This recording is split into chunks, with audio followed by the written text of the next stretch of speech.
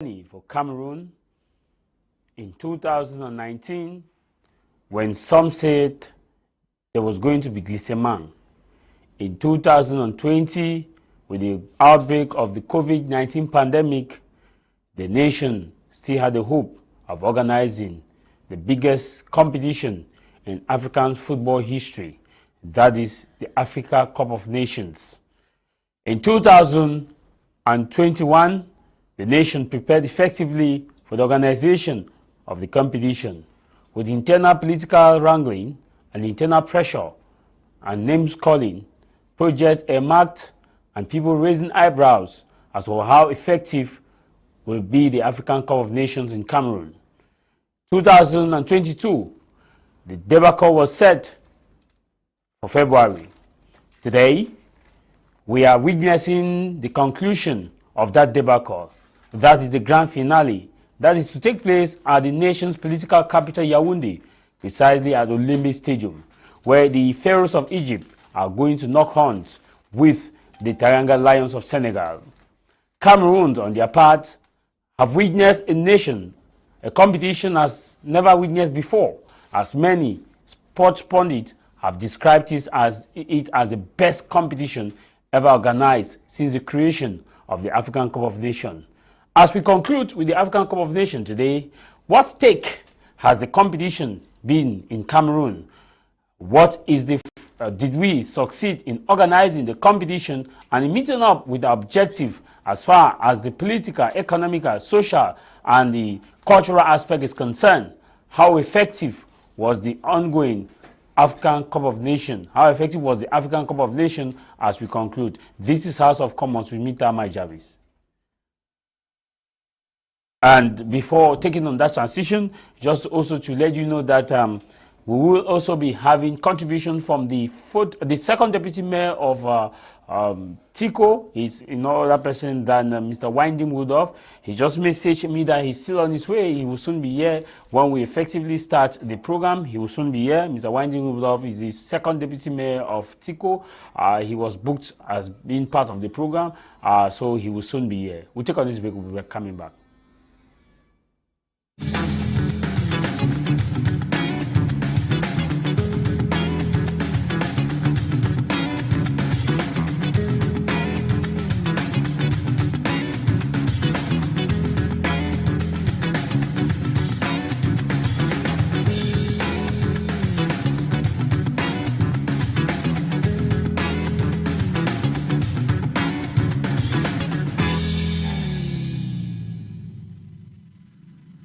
You're welcome back from that transition. If you are just joining us, you're watching House of Commons. And today's topic, we are looking at the Africa Cup of Nations, which is concluding in the nation's political capital. But this time around, we are looking at the Cameroon succeeded in organizing the 2021 Africa Cup of Nations from the political and economic perspective, not from the sporting perspective per se, but we are looking at the economic, political, cultural perspective. Here in the studio, we have Raoul, who is coming from the nation's economic capital. He is a political observer and someone who has been observing the landscape as far as the Africa Cup of Nations is concerned, and we'll be talking from a political perspective. Raoul, you're welcome.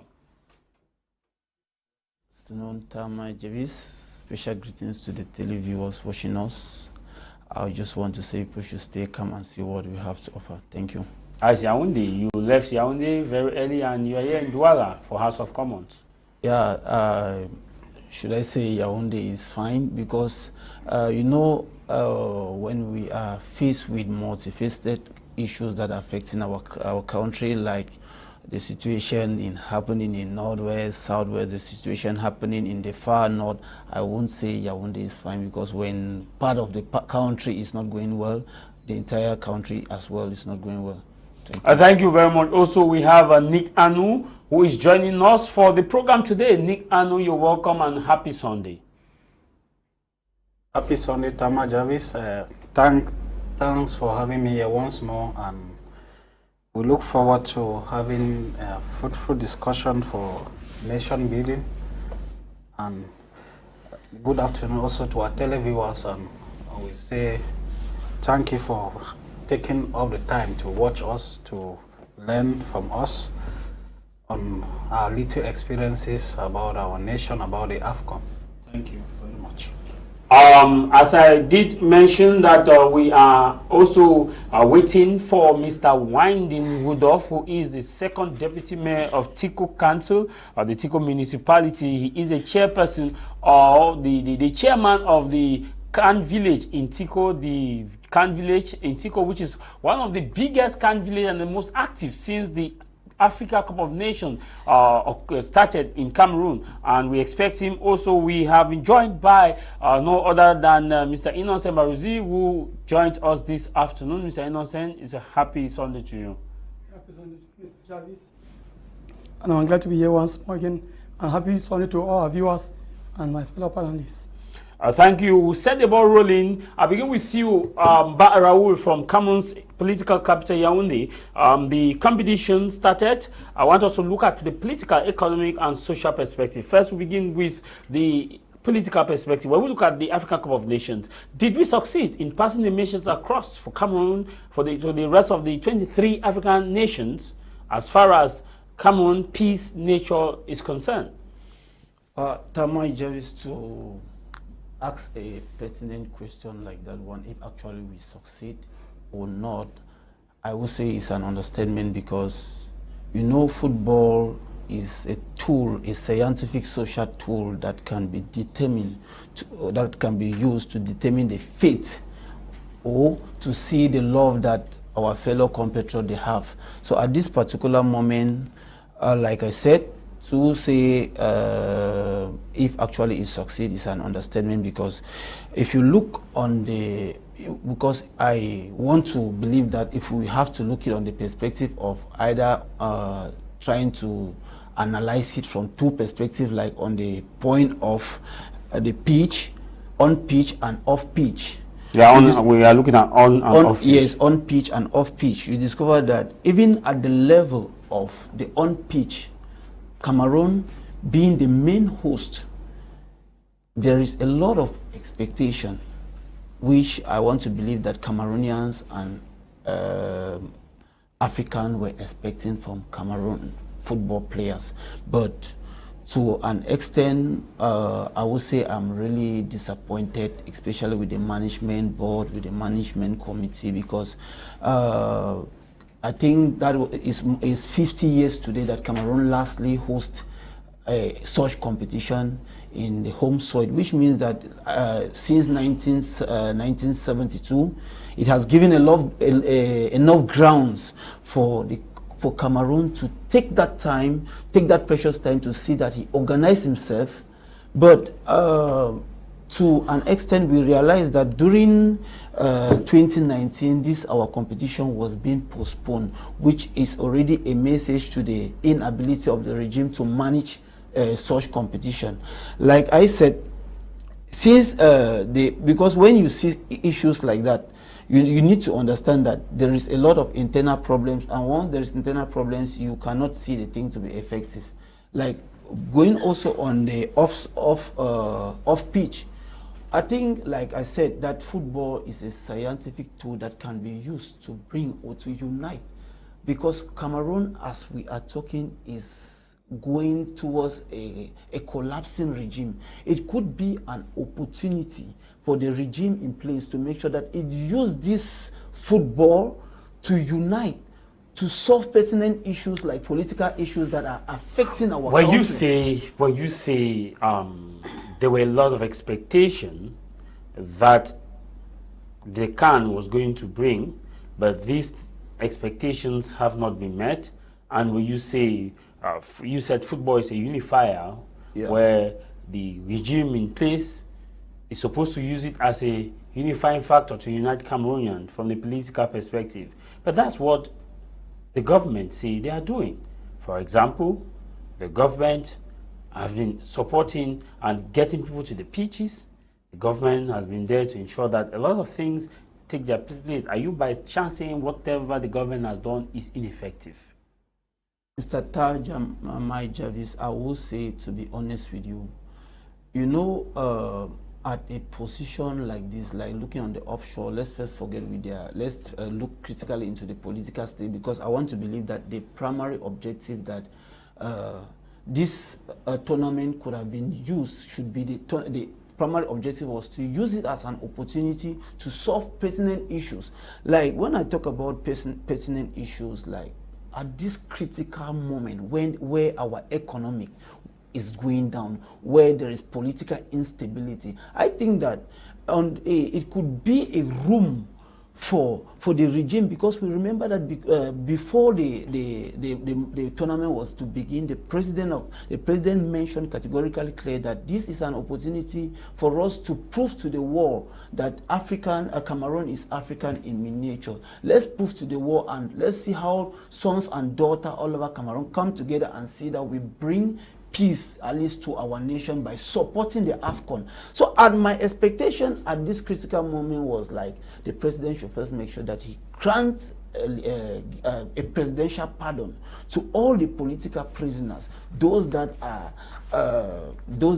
dying because they stood for their right just to ask fundamental issues. But when the AFCON is coming to an end, because we should not just, because some people will be like asking that, or be happily saying that this AFCON, they were saying that they are going to attack this AFCON, but they are objective. We don't just necessarily look at what actually take part on the field. We should equally look at other external factors, because once there is like I said, once they continue to be an instability, just know that whatever we must have received based on economic, let's say our economic revenue increased, know that that same money will just be wasted, because this amount of money will be diverted back to resolve for the military option, which the regime in place believe that is the only option. So what I'm saying is that in issues like this, it could be, we have seen cases like even in Ivory Coast, where football unified people,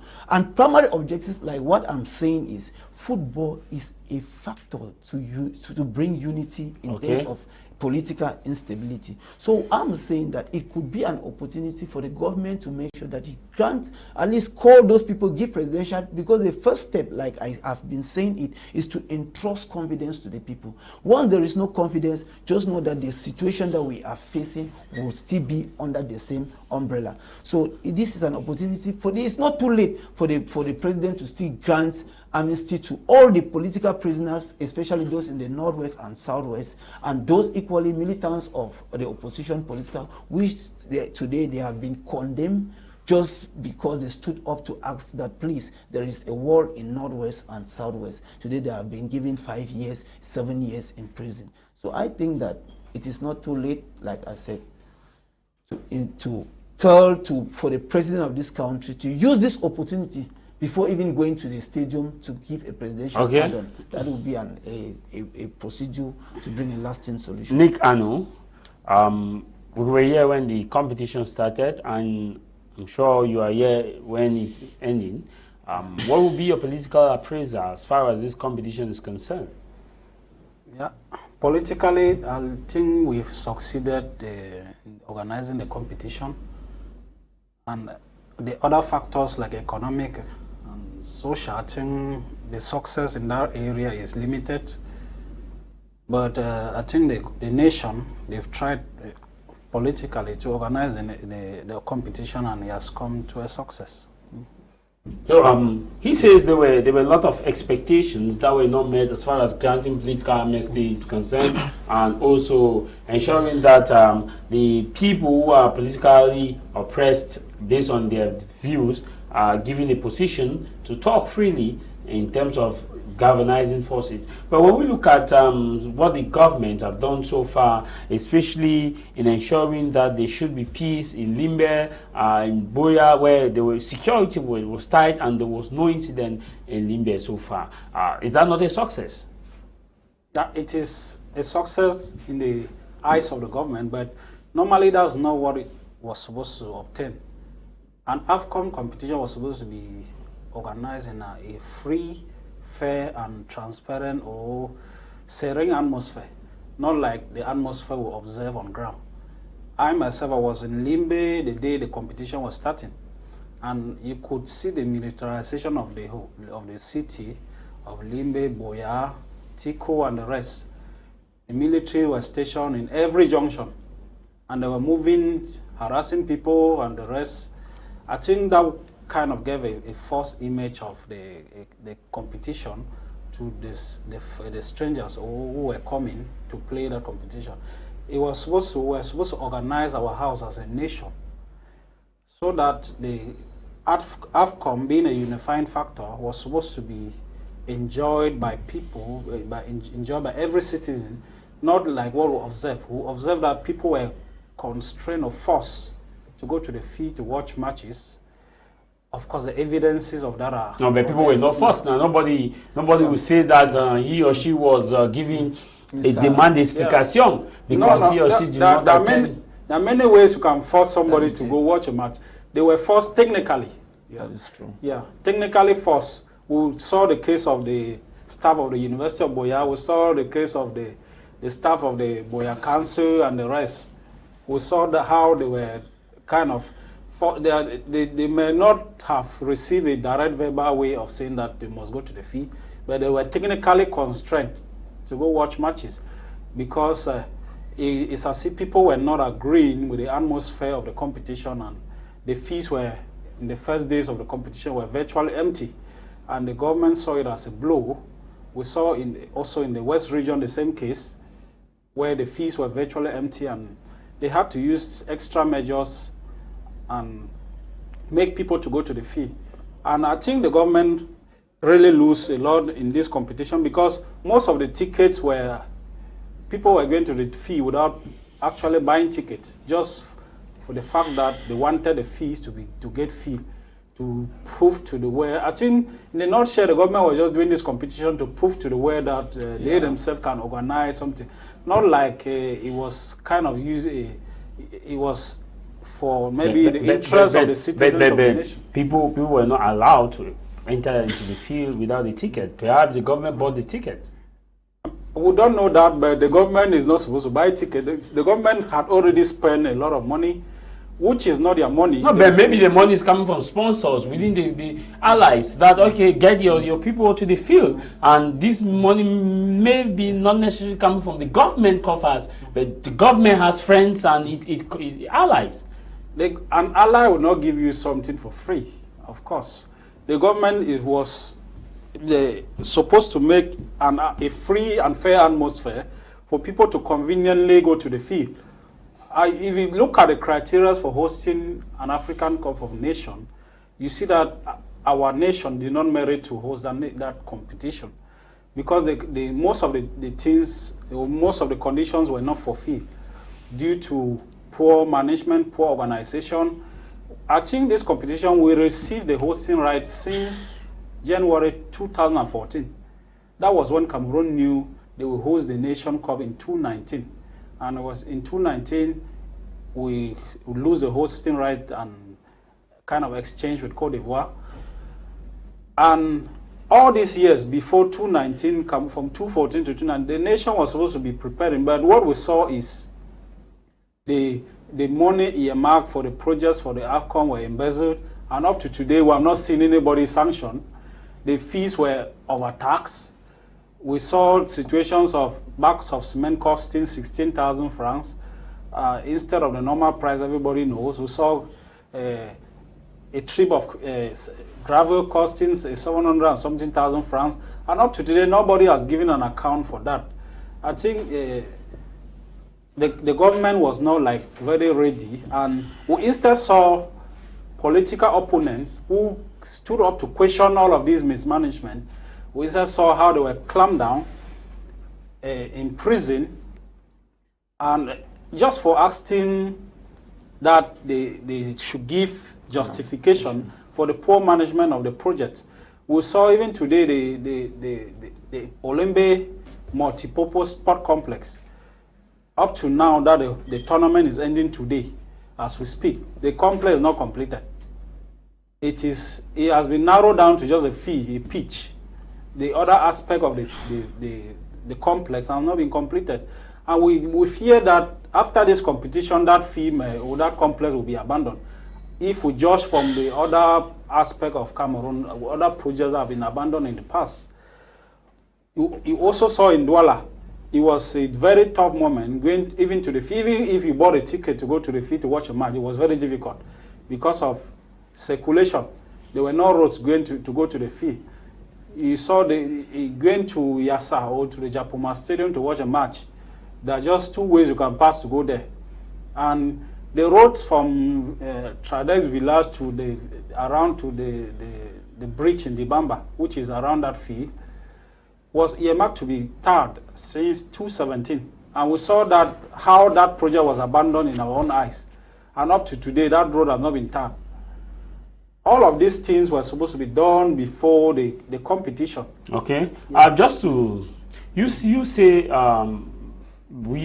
you said a while ago that, you know, the criteria, Cameroon was not, Cameroon did not qualify to host such a competition. Yeah. If we go to Jeune Afrique publication that was on August 2016, which talked about the Olympic, the amount that were earmarked for Olympic Stadium, it says that 248 million euro was earmarked for Olympic Stadium, approximately 163 billion was earmarked for Olympic Stadium, for the construction of the Olympic Stadium. And so far you are stating that it's not complete, and we noticed that the head of state allocated additional amount of money for that to complete the stadium before the can could take place. Yes. We saw even with the additional earmark of the budget, additional money added to complete that stadium, we see that even today it is still not completed. With the mafia that took place between the Magi, the construction company, and the people who were there before. So what Cameroonians are expecting is, after this competition, Cameroonians need a clear explanation and audit.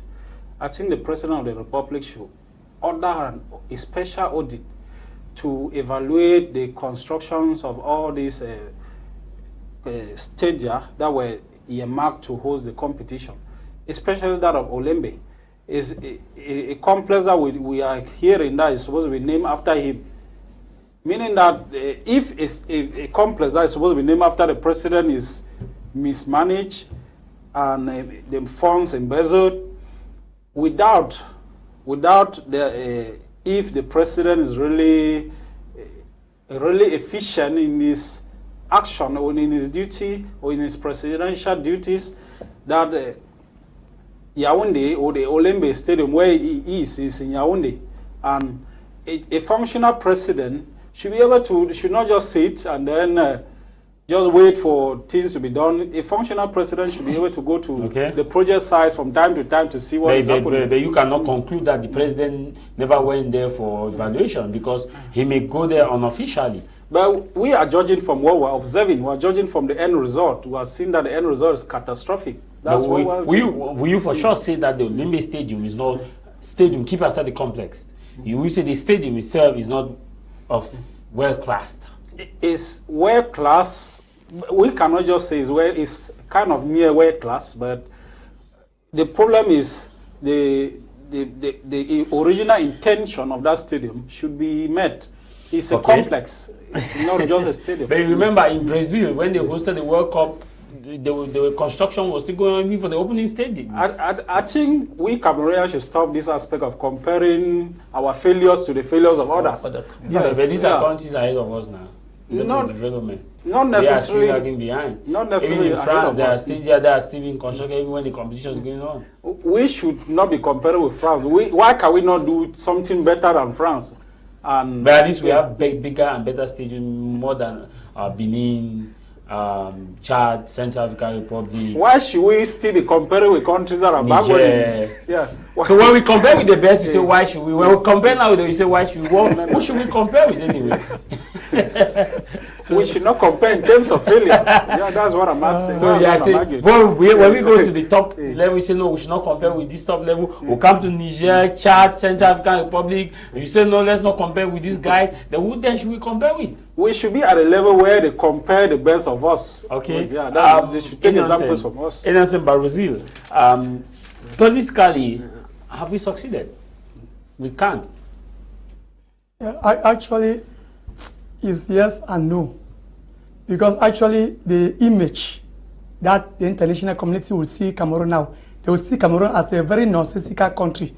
They will see Cameroon as a country, as a very bad country. How? Because if you look at it, first, the statement by Etofis made that the individual should take the semi-final match as a war.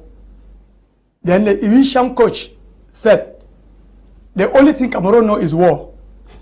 Camerooners are only happy when they are playing football. After football, everything is bad.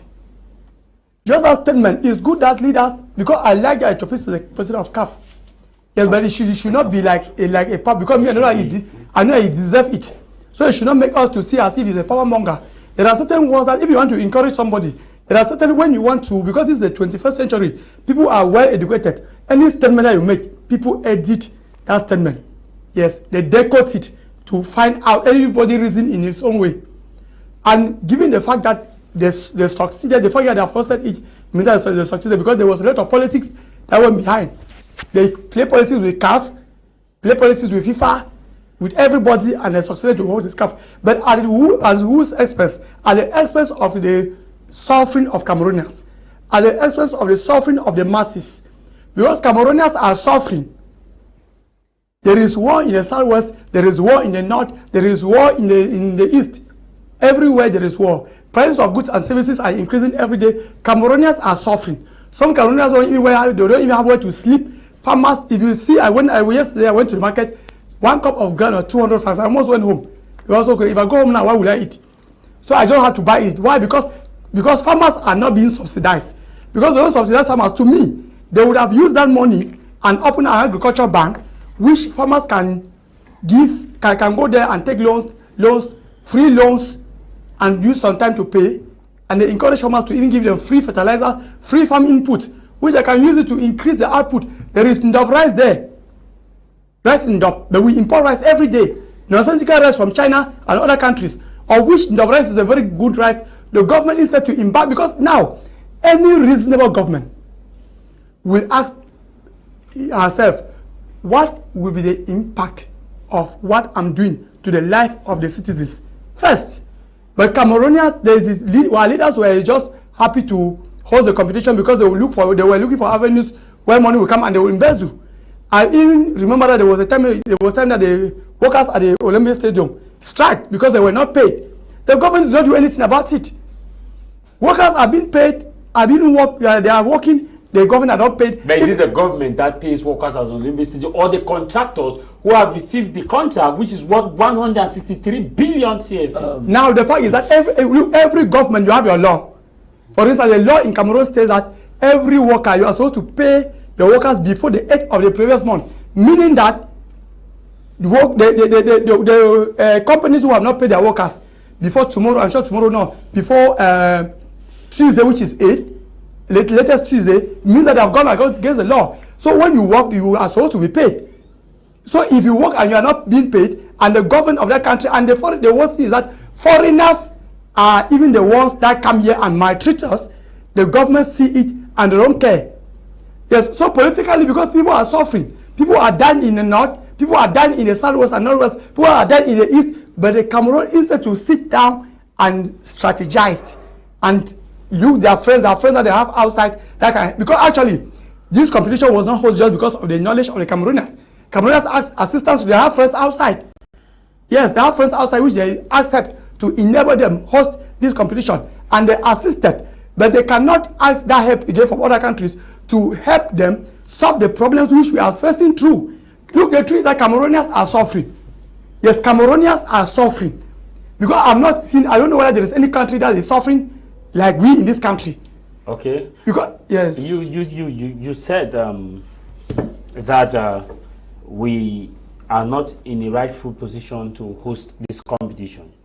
And you said that, the government did not take into consideration or ask the question, how will this competition benefit its people?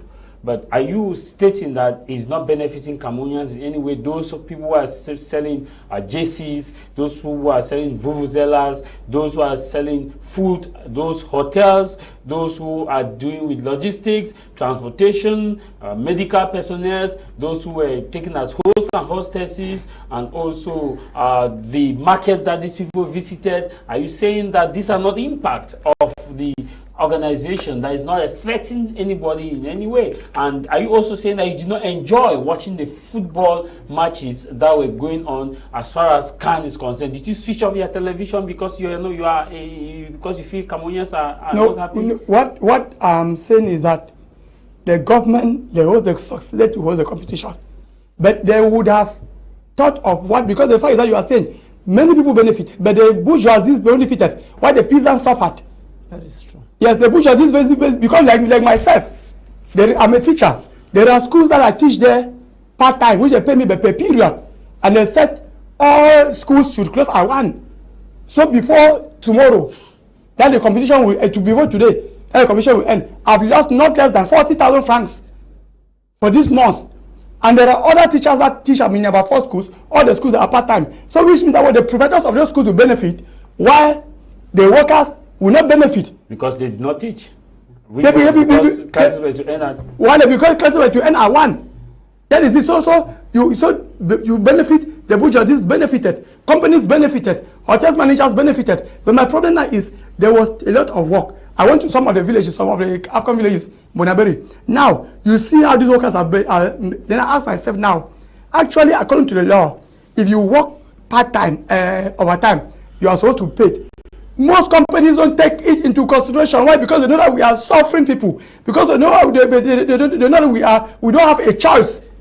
Yes, because they know that we don't have a choice. We are choiceless. So that is why they maltreat us anyhow. So, and some people will actually work, and at the end they will go and treat themselves in the hospital. They will treat themselves in the hospital, and they will not.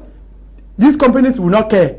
And if you don't come to work after because you have over-labored yourself, they don't care. That's how we are being treated in this country. What I'm trying to say is that the government should use the same effort which they used to host CAF. All of us, we love that it would have come to Cameroon. Yes, we love that Cameroon should host it. Cameroon have succeeded hosting it. But at least I'm saying that there were other things. They would have done a scale of preference and see that there are other better things. Because the truth is, if Cameroon hosted this Nations Cup later in the years to come, then it would have been marvelous. Yes, everybody would be talking about Cameroon in a positive way. But to me, I see that the government should use this same effort and solve the many problems that Cameroonians are going through. Because sincerely, we are suffering. Okay, we're coming back to you. Good afternoon, Mr. Tah Jarvis and all panelists. This message is coming from Ginny Elvis in Yaoundé. I don't see anything that we stand to gain, economically or politically. Politically, it has been another missed opportunity to reconcile Cameroonians. The war raged on. Political opponents imprisoned for asking the people to be held responsible for embezzlement. Economically, given that what we spend and what we will or has come in, there is no match. Even without comparing anyone, we have all what it takes to set the pace for others to follow. We have a mediocre government that reaps Cameroonians, that reaps the people economically, politically, and uses failures from elsewhere to justify this. Transportation without roads. Mr. Tah, Cameroonians coming into Yaoundé on the day of the semi-final were blocked from about 2 p.m. till 1 p.m. before they could get to continue their journey. Government should have reviewed this and take measures. Those coming in from the west 1 a.m. Thank you very much. And Ginny LVC is also someone who participates on House of Commons. This one take a read. He says, my opinion is that something should be done. Let people stop lies about this thing. It was not easy with us here in Kumba and Limbe. People were filled with fear and threats because of the way they were treated. And this other read, it says, Happy Sunday to you all. I think Cameroon succeeded politically in hosting the African Cup of Nations, but economically they did not succeed. We are receiving information that we have a problem with sound. Maybe we'll take on this break. We'll be coming back.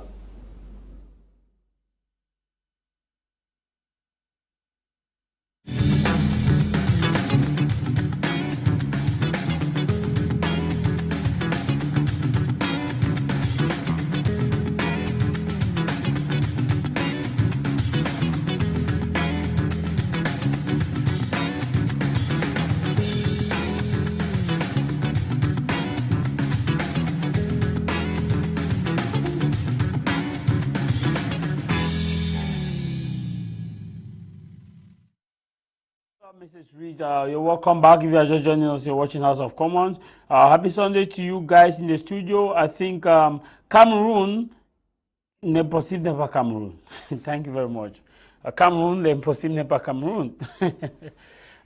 Ginny, let me come back to you. If we go back, I want us to look at the recent publications of different, international media organs. When we look at what also Le Monde published that close to 20 billion was allocated to rehabilitate the Amadou Ahidjo Stadium, and also that 163 billion was allocated for the construction of the Olembe Stadium. And also, if we go down to all the other publications, especially from Jeune Afrique, you see that huge sums of money was allocated for the constructions of a sporting complex, and also to ensure that people meet up with the objective in the African Cup of Nations. I want us also to go back to another publication of Jeune Afrique again, which states that publication was published last year, which also articulated that a huge source of money have been alleged to have been embezzled based on reports coming in from Cameroon. And in all these, can we say that maybe we succeeded politically, but economically there is a lot to be done, or politically there is a lot of audit to be done? Tah Mai Jarvis, I will first begin, after listening to you, I will first begin to ask some of the questions. What is Olivier Biboum Nisak doing in Kundingi? What is Professor Alain Fogwe doing in Kundingi? These are simply Cameroonians patriots that stood up to ask for an accountability of what the amount of money that you are listing there. But today they have been sentenced, jailed, and condemned 7 years imprisonment because they stood up to ask for an accountability. So this is the moment, because at times when we sit on platform here, the message always goes that at times we keep on saying nothing is doing. I think that the message now should lies in the hands of the youth, because we are the majority of Cameroon. We cannot sit and watch some few individuals that have decided to conserve power for their own interests at a moment that when they embezzle such type of money, the only thing they will be do is to increase or send tax on the price of bread. It is unfortunate that at this moment like this, there was an increase in the price of bread. And when you start seeing an increase in the price of basic commodities like this, just know that there must be an embezzlement, and they are trying to see how they can extort Cameroonians for them to have back that money. This is the moment I keep on telling the youth that this is not the time for us to say, I'm sending this person, I should sit behind and watch from a distance to see the day the change will come. Because if we keep on crying, if we keep on watching these old fathers eating our money in the name of giving mobile money tax, because like what I'm saying, if you see the increase in the price of, or they are increasing tax, maybe levying tax on mobile money, these are the consequences of seeing how they can regain back that money that was allocated for the reconstruction of the stadium. You can get it. They will be telling us that no, we should give them some days. They should try to see how they can bring back this money, or to bring the audit. Mr. Tah Mai Jarvis, when on the aspect of asking for an accountability, all this money was allocated to this government. if an amount was allocated for the reconstruction of the Olembe or for the reconstruction of the Ahmadu Ahidjo Stadium, I think it is not too late to give an accountability of that amount. But when you keep on telling Cameroonians that they should give us time, they are indirectly trying to see how they can look for a means to extort or to regain back that money. And I want us to go back to Genefique publication. That was also, this one was published on February 4th, 2020, and from the readings, which read, it says, published on February 4th, 2020, says the Olembe Stadium was near completion, was supposed to cost 249 million euro, which is an estimated of 163 billion.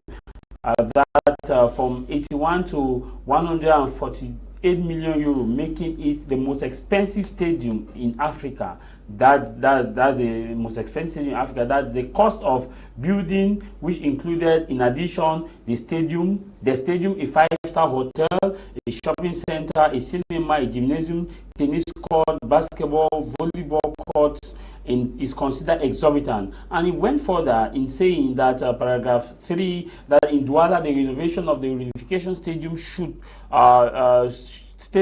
total 97 million euro. Financing was provided through contracts signed with the British bank Standard Chartered Bank and German bank Deutsche Firebrand Bank. That is the other stadium in the city, that's Japoma, which is a 50,000 seater under construction, was given to the Turkish government, and which the amount which was also given to the renovation of Humdia Stadium is approximately believed to be 138 million euro by this. And so that in Ivory Coast, the total cost for stadium as of now is 550 million euro. That so if you look at this estimation, one is tempted to say that maybe a bag of cement is more expensive in Cameroon than the other nations.